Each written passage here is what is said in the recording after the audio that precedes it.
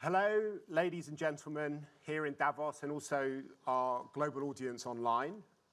My name is Mark Leonard. I'm the Director of the European Council on Foreign Relations, and I'm very happy to be moderating this discussion today on the future of global cooperation. I've been coming to Davos now for, I think, almost 15 years, and the idea of working together to solve global problems is part of the DNA of the World Economic Forum and has always been the leitmotif of most of the discussions which have taken place here. But this year, the backdrop to those conversations seems quite different. We are seeing a geopolitical takeover of the world with competition and conflict eclipsing cooperation in many domains. And many of the discussions which used to be mainly framed around cooperation seem to have taken on a different turn this year. If you look at discussions about the future of the global economy, there are as many about economic warfare as they are about eliminating trade barriers. If you think about the discussions about technology, there's a lot of talk about the battles between different blocs and different systems. Even migration is no longer simply about the search for global talent. There's talk about migration and people, desperate people being driven out of their homes, being turned into geopolitical weapons. And even when it comes to the most pressing global problems, such as COVID or climate change, we often see states competing with each other rather than coming together to help further the survival of mankind. I don't think that there are any less global challenges for us to solve than there were in previous World Economic Forums, but the challenge of coming together to solve them is becoming more and more difficult, and that's really our topic today. I'm very happy to be presenting to you an all-star cast from different sectors and different continents to help us make sense of how we can have global cooperation in a world where there is more and more competition. I'll introduce them to you briefly, and then we will go into a discussion, and we'll end with some Q&A from the audience. To my far left, we have Silvia Anna Ainio, who's a policy expert at the European Commission, where she leads the international work stream on sustainable finance. But she's also the curator of the Brussels hub of Global Shapers and is going to be talking about some of the work that Global Shapers have been doing on these issues of global cooperation. Sitting next to her is Lance Pierce, who is the Chief Executive Officer of NetHope, which is based in the USA. It's a consortium of 60 leading global non-profits that represent 60% of the world's aid funding delivered through NGOs. Next to Lance, we have Ilona Jabo de Carvalho, who is the founder and president of the Igarape Institute in Brazil, which is a global think and do tank focused on physical, digital, and climate security. And she's also a young global leader. And last but not least, we have Kyung-won Na, who is the special envoy of the president of the Republic of Korea. She was a judge before she went into politics and has had a distinguished career as the first female chair of the Foreign Affairs Committee in Parliament and the floor leader. And we're very happy to have you here today, Mrs. Na. So maybe we can just start with this difficult situation that we're in at the moment, where we have a whole series of global problems, but we seem to be moving into a more zero-sum period of global politics. Sylvia, do you want to kick off and tell us how you see things from your perspective? Sure. Thank you, Mark. So just to start with, I want to introduce the speech with facts. As the Global Shapers, which is a community of the World Economic Forum of young leaders from all across the world, we have more than 500 hubs. What we have done during the COVID pandemic is we have worked on a youth recovery plan. We have realized basically that there were a set of topics that we wanted to understand how to tackle and what the youth thought about them. And of course, as policy leaders were coming across and trying to solve the issues of the COVID-19 pandemic, also we wanted to see what the youth had to say about it. We carried out a survey of more than 30,000 people all across the world, And one of the important findings that we got is that only 6% of young people actually want to run for office or think that politics can actually solve today's global issues. This is astonishing, and it is, of course, a fact that we need to reason upon and we need to find a solution to. It might be linked to different set of mistrust and also kind of disengagement towards the current political system. The good thing is, while this is happening on the one side, we also found that the people that actually want to engage, let's say, in political entities, they want to do that at the multilateral level. So there's much more, let's say, political systems and political organizations that, for instance, look at specific values, take climate change, which is a topic that I also work on, and they're cross-cutting. They do not look at the nation state anymore as like a basis to work with, but they rather look at common problems and how to tackle them all together. So I do believe that there is, of course, a very strong issue with restoring trust in existing political systems that perhaps they do not really tailor anymore for the youth of today, which is the findings that we got. But there is, at the same time, let's say, young generation that really wants to engage in value-based politics, and that wants to do that without looking at traditional partisanship, but rather going across that and really collaborating across countries. So this is the first important kind of funding I wanted to present to you. Thank you very much, Sylvia. But how do you reconcile the fact that power still, on a lot of the issues you talked about, is being held by the national governments and parliaments that these people don't want to get involved with? They want to get involved with a system that's increasingly powerless to deal with the issues that we're talking about. I think the main issue is that political systems of today perhaps do not really cater anymore for the youth. And that's probably why the youth is not engaged with them. One of the reasons might be that, let's say, traditional political campaigns, and we found that they require a certain amount of financing to start from.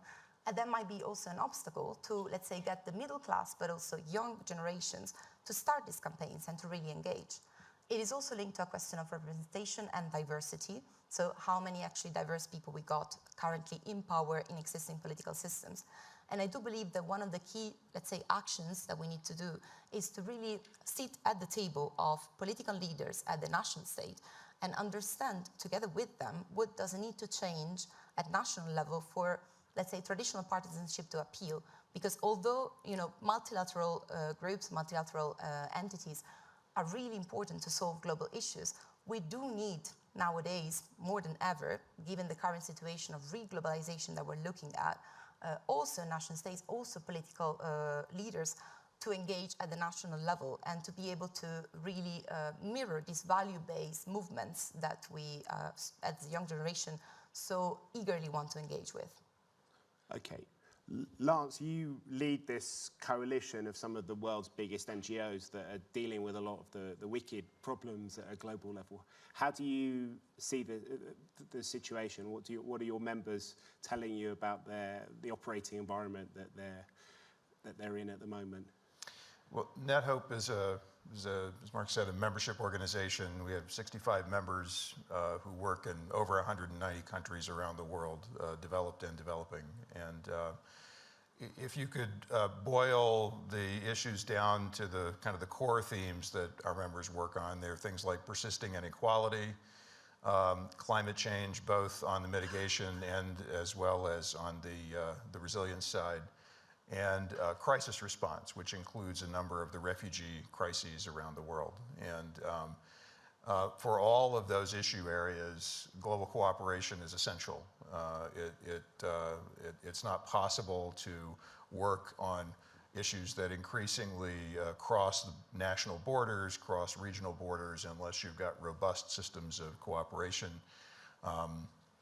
And as noted, those are really under pressure in multiple ways around the world. So, you know, our members, as they look to prioritize the work that they want to do and the ways in which that they can continue to serve people and places, we need these systems of cooperation to really be able to allow access, to allow flows of aid, material, people, talent, and so on. And so, so there's concern among our members about the changing environment and concern about the ways in which they're going to be able to work in the future, especially as we look at a landscape where there are likely to be more crises rather than fewer. Great. So Ilona, you may be at the interface of the first two speakers because you work on lots of big global issues of the type that Lance was describing. But you come from country, Brazil, where national politics has been very much organized as a counter-revolution against some of the globalist forces that we're seeing. How do you see these two imperatives fitting together, and what does it make you think about the future of global cooperation? Sure, I think going into a multipolar world, which is always more unstable and just brings challenges, but also I think it's, we have to recognize that this is a demand from many developing countries that we have a better redistribution. That said, I think we have several challenges to address there because even before COVID, we were seeing economic decoupling, supply chain decoupling. We're seeing this internet fragmentation possibility, splinternet.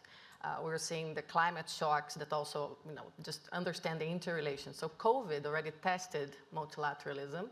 And I would say Brazil, till very recently, was one of the biggest champions of multilateralism. And I hope we'll go back to that stage because I think that there's no way out of that for the issues we face domestically, but also internationally. So I don't see, when I look at all the discussions here, I totally understand the risks. I think we're living through an era of systemic compounding risks that will shape every decision. But I don't see a way out of us to just go back to the table and try to find like really solutions based on diplomacy, based on cooperation. So I was recently invited by the UN Secretary General to just join his new board on effective multilateralism, and we have a big agenda in front of us. So from here, I'm going to Sweden for another presidential meeting, and we're dealing with issues from peace and security to climate to international financial institutions. So how can we think about improving governance on those issues? Because even if we're seeing fragmentation and distrust, the only way for humanity and for the next generations to address what Sylvia was saying is that going back to the table. So let's try that better. Let's try to do our best there. Great, thank you very much. Mrs. Nahr, you come from a country that's been very active on multilateral issues in the G20 and various other formats, but you also find yourself in a part of the world that's increasingly caught between wanting to have very close economic relationships with China, but also having security relationships with the United States. So daily politics is about these two big blocks pulling you apart in different ways. How does that affect your thinking about global cooperation? Thank you for your question. Yeah. I will speak in Korean. Sorry, yeah. So I think you've all got headsets. Headset, yeah. There are a lot of challenges in worldwide. Yeah. 사실 아까 사회자께서 말씀하신 So the moderator, as the moderator has mentioned, the world is facing the challenges to achieve multilateralism. After the Second World War, we have pursued globalization, but after the Lehman incident, multilateralism has been declining, and the President Trump of the US and other factors have just rattled multilateralism, and the COVID-19 pandemic also did not contribute to multilateralism. Then does the world have to give up multilateralism? I don't think so. Korea has been a recipient of multilateralism, and we have grown thanks to multilateralism. This is a very important framework that the world has to work on. And how do we have to maintain multilateralism? Our new administration has taken office 2 weeks ago. So our new president, President Yoon Suk-yeol, has this diplomacy vision, which is value-based diplomacy. 우리가 이런 서로 Of course, there are conflicts between countries, but there are other universal values that cannot be changed, like freedom, human rights, liberal democracy. So countries who share these common values have to come together for multilateralism. This is the key part of our value-based diplomacy. This can enhance the values of freedom, and this can also spread the value of freedom across the globe. It is not about giving up multilateralism. We have to respect freedom and human rights, and countries who share the same values have to gather together to bring more prosperity to the world. Thank you very much. Maybe we can use what you just said, Mrs. Notter, to pivot into more of a kind of solutions-based part of the discussion. And I think what you talked about there raises some of the big challenges that we're facing. On the one hand, you talk a lot about values-based diplomacy, but increasingly values are being seen as one of the dividing lines in the world. President Biden has tried to frame the war in Ukraine as a conflict between autocracy and democracy, and had tried to rally the democratic world on one side to isolate Russia and China on the other side. But at the same time, if we're going to deal with climate change or COVID, these are unfortunately not global phenomena which recognize the borders between boundaries. How do you build trust between countries that don't seem to share values, that are conflicting every day about basic norms, which have an enormous impact on our global infrastructure? How is it possible to have this values-based diplomacy, but also to try and find ways of working through those differences of values to come up with concrete solutions on climate, on COVID, on security issues, particularly when there is very little trust between countries? Yeah. Well, in that regard, I believe that it is very important to pursue the universal values. Universal values, human rights and freedom. This is very universal. Right now, there is a war in Ukraine, and there are conflicts between the different countries. And even when they try to make response to climate change, they put their own interest before other countries' national interest. And because of that, a collaboration is becoming more challenging. So we have to go back to the universal values because of that. Of course, China has human rights issues, and we turn a blind eye to these human rights violations in Xinjiang, China. It is because that the world has pursued profit and efficiency rather than freedom and human rights. But we have to go back to basics. This is the time. This is what the time calls for. What is the first reason Russia attacked Ukraine? And why this has to be criticized? It is because Russia violated freedom and human rights of the Ukrainian people. We have to focus on that fact, and we have to try to spread these universal values across the globe. Then the global citizens have to benefit or have to enjoy these universal values. That should be the direction. And if diplomacy and collaboration are based on these universal values, then the rights of global citizenship can be enhanced. That is what I believe. And when we talk about response to climate change and the COVID-19 pandemic, I think the same logic should be applied.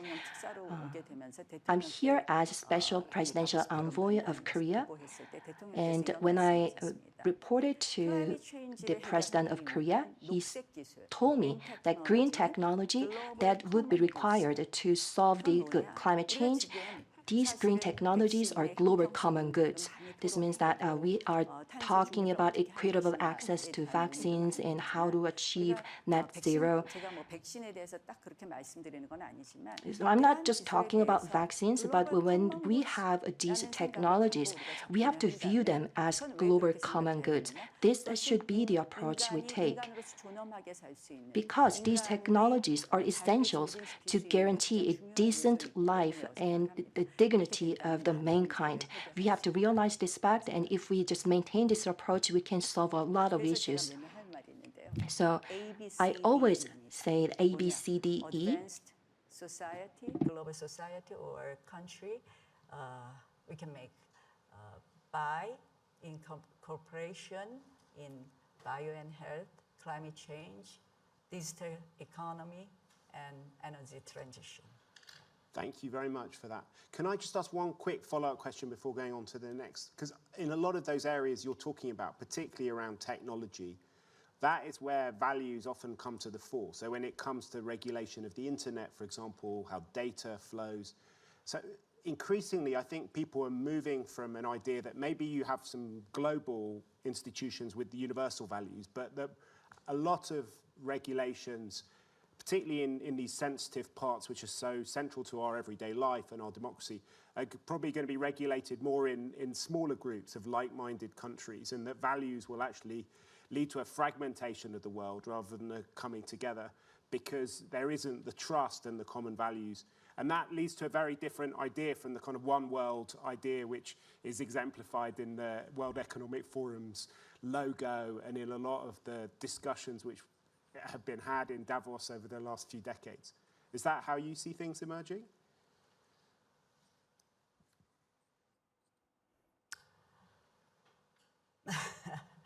그러니까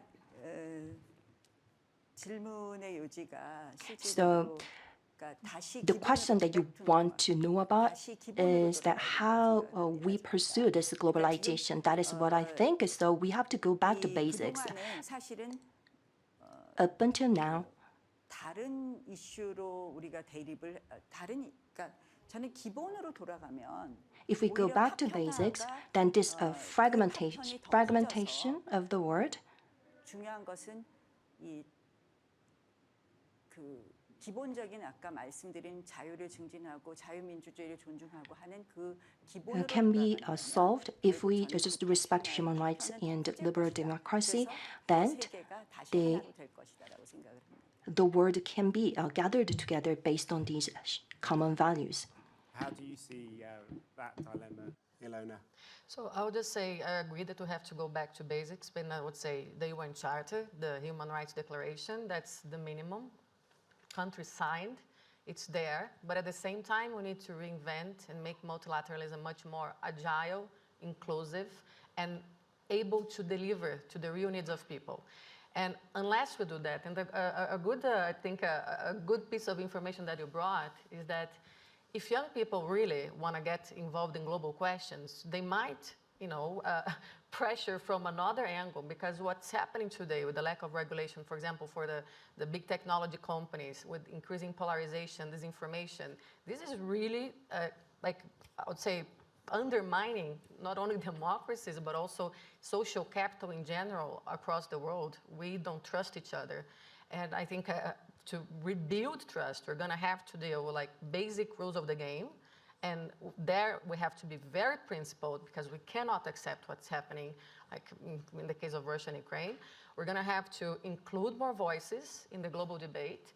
And I do believe that it is also re-empower countries, because when we think about our political leaders, they don't only don't have domestic support for dealing with the global questions, because honestly, this distrust, polarization, misinformation, among, of course, inequalities, incapacity to deliver, growing angry, frustration. So, but one thing goes hand in hand with the other, and we have to work multi-level. So, but globally, let's go back to basics, but let's also reinvent, reboot multilateralism. And these will require more division of power, more plurality of voices. And it's hard, but it's the only way out. Cities, young people, civil society, business. So all the problem-solving approach that we are saying, that has to be based on task forces, problem-oriented, and this will rebuild trust. But unless we agree to sit with different people and go problem by problem, and then make a common agenda again for the world, we won't be able to move forward. Can I just ask you to go a bit more detail, because you're talking about, on the one hand, empowering states and giving them a sense of control and sovereignty back, which is the sort of leitmotif of politics in lots of places, not least in Brazil, where people feel that their national governments are basically losing any purchase on the future of their country because of global forces, because of things which are beyond their control.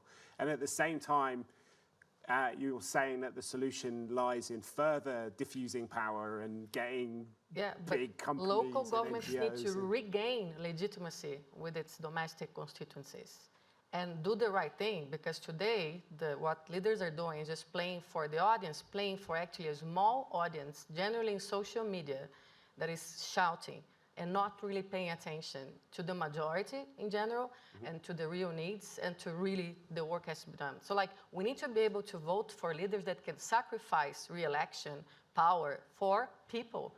Like they're not serving their people, they're losing their constituency. So like if they can legitimize their role as leaders, and really we have also to work with the possibility of like dealing with this, I would say, epidemics of disinformation, then we can have a way out. So this has to go hand in hand. But I don't see a way out for any country to deal with the problems we have today in their own. So unless they really want to collapse internally, they're gonna have to engage multilaterally. So it's not, I don't think we can do it in different times. Like things have to go hand in hand. And I do believe when I listen to what's going on, like honestly, when I talk to indigenous leaders, when I talk to younger people, I'm a former young global leader, not a young global leader anymore, but I still have my connections like with different constituencies. There's so much human capital willing to go back to work together. We cannot have leaders that just don't respect the basic rules that we have set to the world. And of course, we need just to repact this into more inclusive organizations, but we have to go back to basics in that sense of like, we have the shared values there. Let's go back to the UN Charter. Let's go back to the Human Rights Declaration. Then we build from there. Okay, I'm feeling a bit less old now. I'm also a former young global leader. You see? You were a real... Lance, you were nodding a lot while Ilona was speaking. How do you see things? Yeah, and several people have sort of mentioned the internet and kind of the new digital diplomacy, options that are out there, and the legacy structures of multilateralism today don't yet sort of include the full range of possibilities made available by digital. I should say that NetHope was founded as an intentional partnership between the humanitarian and conservation sectors and the tech sector. So that's in fact what we do. We work on partnerships, on digital, on data initiatives across the whole range of our member organizations. And so I think the digital commons that increasingly make it possible for us to communicate across great distances, to collaborate in ways that we couldn't have imagined before, to parse data at a scale that we couldn't have really imagined only a few short years ago. All of those areas, I think you're going to see creeping sort of into the new multilateralism, and of course the UN is working on the digital compact, yes, that is expected to be rolled out in 2023, and you're going to see more, I think, of these sorts of protections and standards and expectations and even values kind of rolling into some of the new frameworks that are beginning to take place, and that's important because as you mentioned, increasing forces of fragmentation, the things that pull us apart. Many countries are shutting down the internet, literally shutting down the internet in advance of key elections, in advance of public debates, in advance of policy decisions. And this is not an isolated incident. It's happening increasingly in various parts of the world. So it's not something that people see everywhere, but it is a phenomenon that's real. And advocates are really working to make sure that people do have access to this resource that it really brings us all together in new ways. So I would say look for more of that kind of digital thinking, moving closer to the center of the kind of the reinvented multilateral frameworks that we're going to have to see in a world where the climate is changing, in a world where opinions are shifting, in a world where people are moving across borders in unprecedented ways. And the internet's going to be one of the things, and our ability to use and understand data are going to be key to helping manage all those things. And I think you're going to see that migrating more to the center of those frameworks. Quick follow-up on that. I just think we cannot forget that the big part of the world is not connected yet. Yes, that's correct. So that's very important to address, because I mean, where there's the bulk of young people, Africa, we need to include them digitally in this world. I mean, other parts as well, but I think we have just to make that point here that Absolutely. we need to also democratize the access to the digital world for these people. Absolutely, yeah. Almost half the world is not connected. Yeah, and so are not able to take advantage. So in my of country, we're working to bring digital connectivity for remote areas in the Amazon, so people can also. I think that there will be a revolution there. That's why we don't have yet so much connection in terms of people also. And of course, we have to take digital literacy and all sorts of even financial literacy for people that will have that access. But just to you back, Mark. So Sylvia, how do you think multilateralism and global cooperation could be reinvented? So we've talked about effective multilateralism, and we talked about as well value-based diplomacy. And I would argue that we then need value-based politics. But what does that mean? How can we make it concrete? One key example that is very concrete, that is not only words out there, is Europe. Because if we go back to history, let's not forget that Europe was a project of peace. The motto and the way in which Europe was created is united in diversity. This is like a project that started from values between countries that were at war with each other. That's what we're seeing today as well. We're seeing a situation where in front of a crisis, in front of a war, some countries are united around certain values. The values of today are solidarity and democracy. And I argue that without solidarity and democracy, there is very little space then for actually the other values to be built. And there's little space to, let's say, move towards other common goods and work towards, preserving the environment, fighting climate change, fighting future and current pandemics, and many other challenges of nowadays. And we talked about the internet, and we talked about, democratization of the internet. That is key in the sense that starting from agreeing on democratic values, this is the first point, let's say, to then believe that actually giving access to internet, not shutting down social media, giving voices and representation of voices space to actually be heard, is the first step for then democracy to evolve. And democracy is evolving around the social media. We've seen all the movements that I've talked about beforehand. So these global multilateral movements, which are from Fridays for Future, but also, if you want, the Arab Spring, originated from social media, originated from access to information. And that is because there was a belief, or at least, a movement towards democratization. If we do not have democratization first, I argue that it's very difficult to then move towards other common values that we're talking about. And this is possible indeed, as I said, because we've done that in the past. We've done that, of course, only among a certain pool of countries. We're not talking about a global set of democratization of countries, but we've done that among countries that were at war with each other in the past and decided that peace and democracy were going, before their single interest towards a global common interest, a global public good. Thank you very much. I'm about to open it up for questions and comments from the audience, but I think you wanted to say something first, Mrs. Mark. Yeah, No.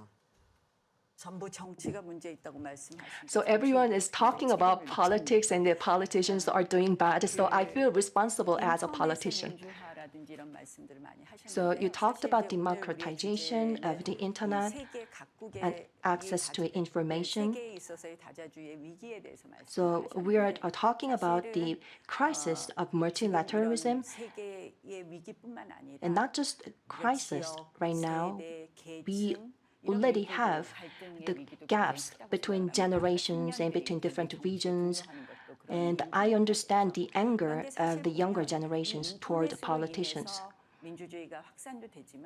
Internet is a tool to spread information. I agree, but sometimes the internet is a channel to increase conflicts and tensions between different generations and between different classes and between different regions. If you look at the internet system like Facebook, Instagram, and other social media channels, if you look at YouTube, then they are using algorithms to show contents that are just tailored to specific preference of users, and this radicalizes users. And this is also the trend of social media. People just see what they want to see and believe what they want to believe. So along with the democratization of the internet, we have to think about ways how we can reduce these factors that causes and increases tensions and conflicts between generations. I think this is another challenge that we have to overcome.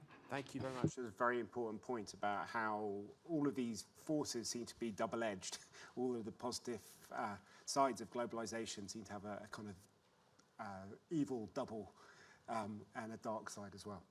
I'm now going to, we've got about 10 minutes left for questions and comments from the audience. If people want to put their hands up to raise something, and hopefully we can bring a mic. There's a gentleman in the front row.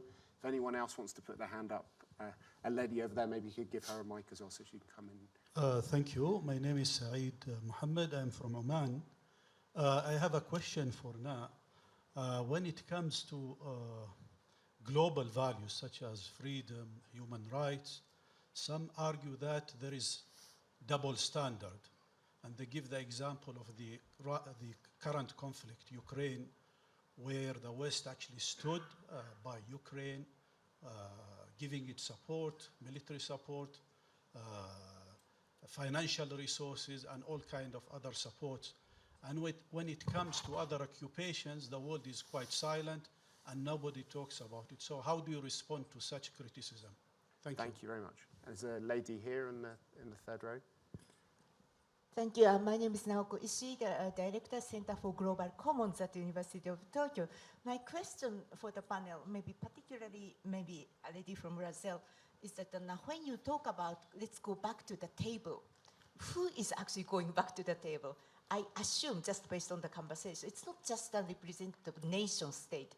You may be looking at much broader a body of representing values. So then that if we don't want to see the multilateral institution, which is not necessarily functioning too well, maybe the world is quite a kind of a complex world that representing those groups, represent those values, issue by issue or value by value. So how you see the governing structure of this new world of, multilateralism coming back? Okay. Are there any other comments, or we'll have one more here in the second row? Thank you. I'm Heti Samasir from Indonesia, Global Shaper Burn Hub, the coming curator. So it's mentioned before that a big part of the world is not connected yet. So what we can do as the young people, the future generation, to create universal values so that we have common understanding to solve the issues that we mentioned before. Thank you, appreciate it. Okay, thank you very much. So we've got three really great questions there. One about Western double standards, one about how do you govern this world of kind of different values, and then finally how to connect people. Do you want to go first, Mrs. Noah? Don't feel you have to answer all of them, but answer as many as you can in about 90 seconds. Who starts? Ladies first. Do you want to start, Mrs. Noah? Or do you want to start? Why don't you start, Elena, while you're at it? So I'll go to Naoko. So that's precisely what we aim, like very humbly, to just give ideas in a report that will be launched in February 2023 of the High-Level Advisory Board on Effective Multilateralism. But the way we see is that, of course, we have to go beyond international cooperation, state-level cooperation, and really think about the ways, for example, for even the UN to reinvent its capacity to absorb what's coming, like from be a place like the World Economic Forum, be the amazing innovations that come out of cities, be citizens that are already working task forces, very local but very problem-oriented, that could have ideas to scale up.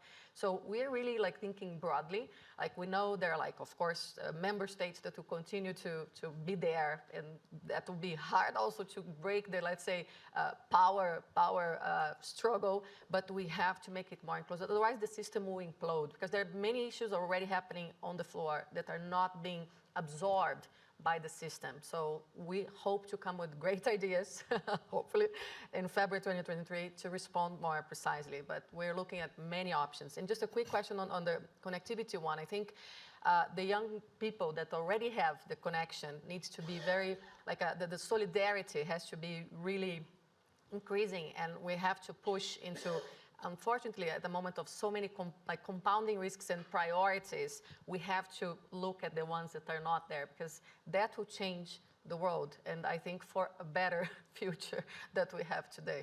Okay, great. Would you like to go next, Mrs. Yeah. 뭐 지금 말씀하시는 취지를 이렇게 들어보면 사실은 이제 우선순위가 When I listen to remarks of other panelists and questions from the audience, of course, there should be a priority, and we have to focus on the biggest risk and threats first. So Korea is caught between China and the US, that was mentioned by our moderator. And I believe that Korea has not played a role that befits the economic status of Korea. So we have to do more. That's the realization of the new Korean government. So 2 weeks ago, our new president took office, and in his inauguration speech, he mentioned the word freedom 35 times. So he wants to spread this value of freedom across the globe. Of course, Korea is already a liberal democracy, but he wants to expand this value across our society and across the international globe, and we will make bigger contribution to the world so that this value can be spread across the globe. We are ready to take on a bigger role in the international community. We will take more interest in the issues across the globe. Thank you very much. Lance, do you want to go next? Sure. I think inclusivity is a theme perhaps that runs across all 3 of those questions. I mean, to the gentleman's question about the double standards, you know, there are crises playing out around the world now, in Tigray, in the Venezuelan refugee crisis, in Southeast Asia, in Myanmar, and other places that don't get nearly the kind of attention that they deserve. And I think we've got to have multilateralism that addresses with equity systems that arise wherever they arise in the world. We have to, otherwise it won't be a multilateralism that'll be accepted unless it can do that. And I think Naoko asked the question about, you know, who's at the table, and you know, that's partly the role of civil society, is to bring people to the table to make sure that they're represented in forums where they can't always be represented, and unless civil society can do that, unless governments can do that more effectively, then they won't be seen as legitimate. Yes. Because they have to represent the voice of the people to the best possible way they can. And I think the final question about connectivity is really going to be key to that. We're in a world now that there are more people in the world than ever before, and unless we are going to find ways to really new ways to communicate and find what brings us together as opposed to what divides us, then we're not going to be able to survive in all of the change that's coming.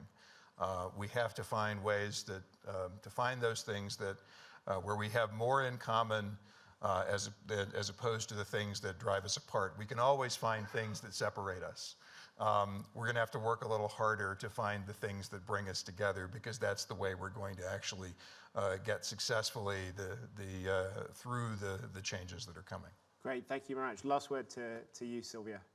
Thanks. So one of the key kind of outcome from this discussion that I'm thinking about is really that I would like to sort of argue that we cannot avoid for multilateral institutions, but also multilateral youth organizations as well, to engage with the current system if we want to change things. Meaning, what we need to do is, of course, we need to be offered a seat at the table, but we also need to fight for it in a way. Because this youth mistrust, let's say, in global politics, in national politics rather, it's something indeed concerning, deeply concerning. But the only way to change this is for the global multilateral organizations that we work with, that we engage with, that the youth wants to be part of, that have specific value-based type of policy and politics, to engage with, the current policymakers in order to bring the value, to bring the issue there, and to engage in a discussion at that level. If we don't do that, if we just sit around the table in a beautiful multilateral entity or institution that, however, does not have maybe the same level of decision-making power, and argue about how we all agree around global public goods such as climate change, that poses an issue in really then having a transformational role within the current system. So to change the current system, we can, indeed gather in multilateral entities and organizations, but we gotta make the two talk in a way. So I would argue for that. Okay, well, thank you very much to all of you for shedding so much light on a world that is very dark at the moment. It's been a really fascinating discussion. Maybe you can join me in marking our respect for the panelists in the traditional way. And I wish you all a very happy last few minutes of the World Economic Forum 2022. Many thanks.